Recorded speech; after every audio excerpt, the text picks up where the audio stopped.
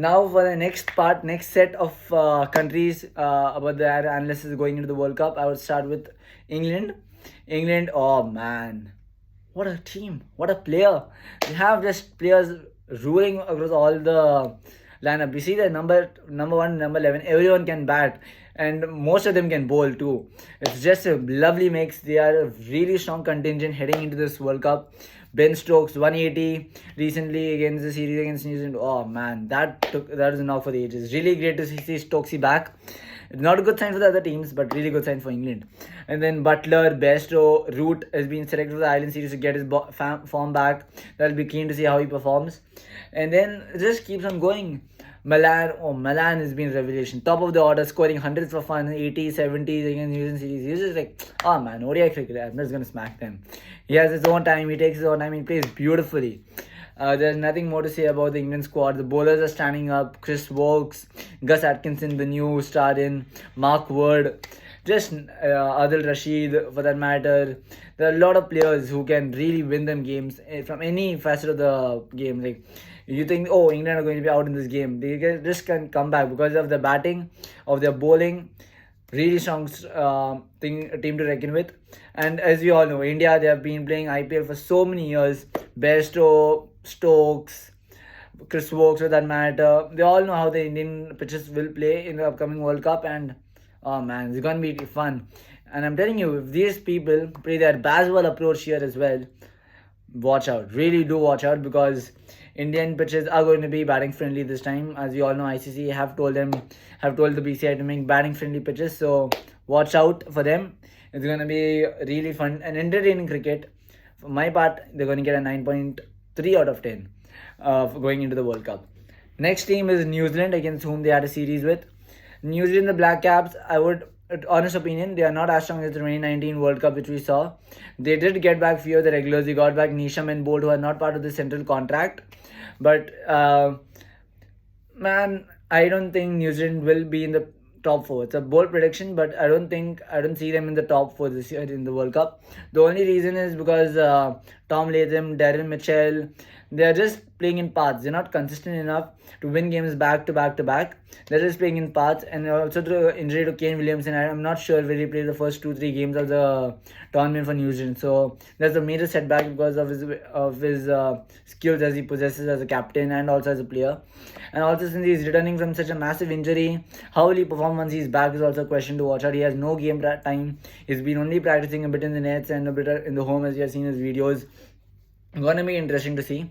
He's a big miss, and I would rate New Zealand going into this 6.8 out of 10. Not much of a chance, I would say.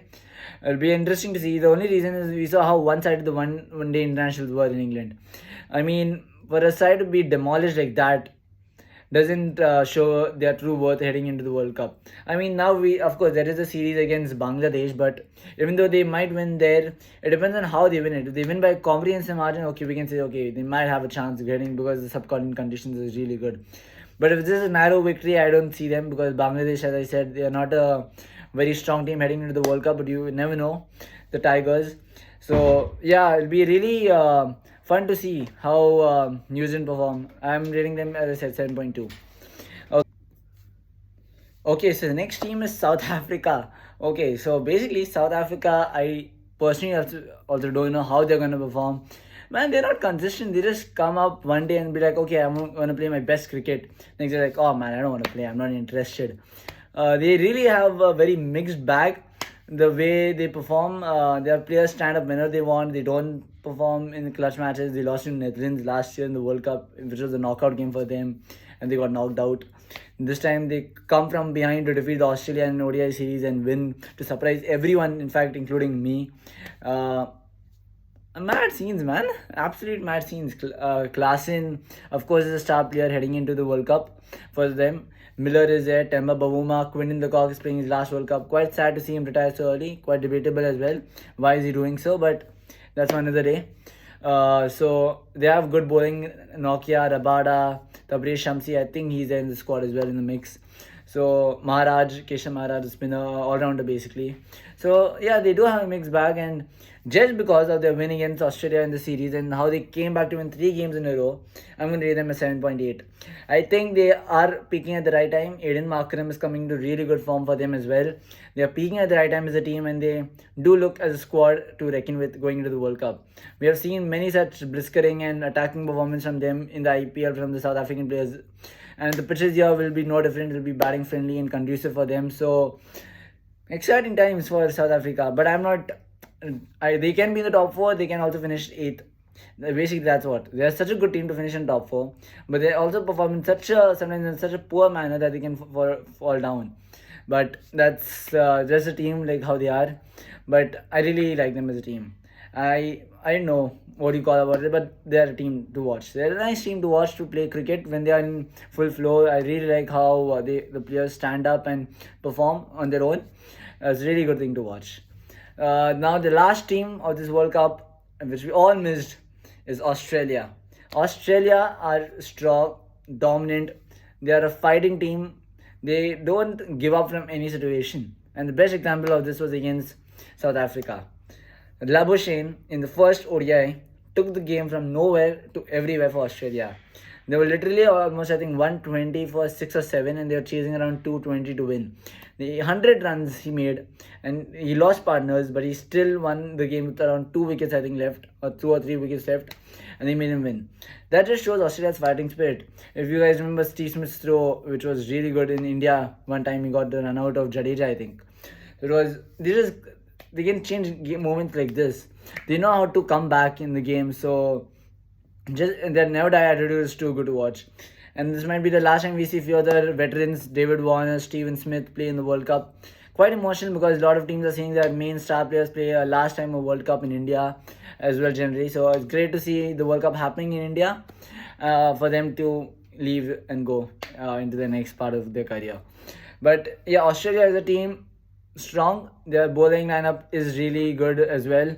I think after Pakistan, I would rate Australia. It will be India, Pakistan, Australia, and my bowling lineup top 3 going into the World Cup. So yeah, Australia strong team. Their batting, and as we all know, is quite powerful, and I think I'm surprised as well to see how they have been performing recently.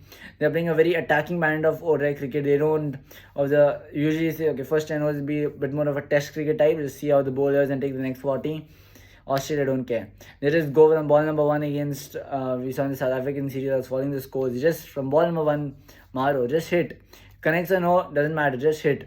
So that also brought their downfall in the last ODI, if you remember, against South Africa. But it's basically a high risk approach. If it works, it is really great. If it doesn't work, you come down, shattering down. There's collapses in packs.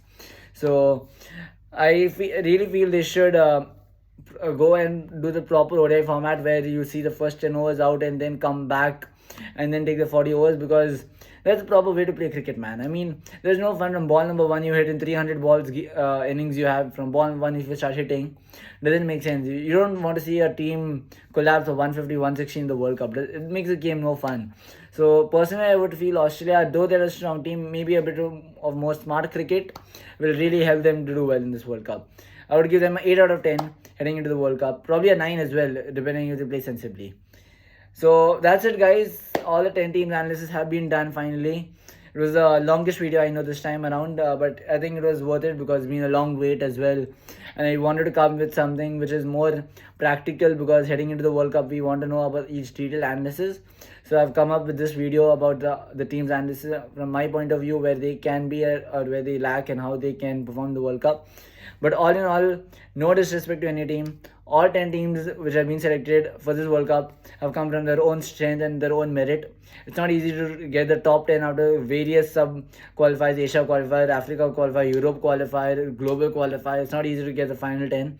So these teams have worked really hard. A massive respect and shout out to all those teams for that personal reason. And I'm hoping to see a really good game of cricket. I hope it's that type of a competition where anyone can beat anyone in any given day. There's no favorites going into the tournament. There's no like, oh, ye those jeetega types. It should be a tournament where anyone can defeat everyone and everyone is respected. I would really like to see a tournament or such a tournament ending into the 2023 World Cup. And enjoy, guys. The cricket fever is just getting started now. and it'll be a great fun to see. Okay, guys, take care. Thank you.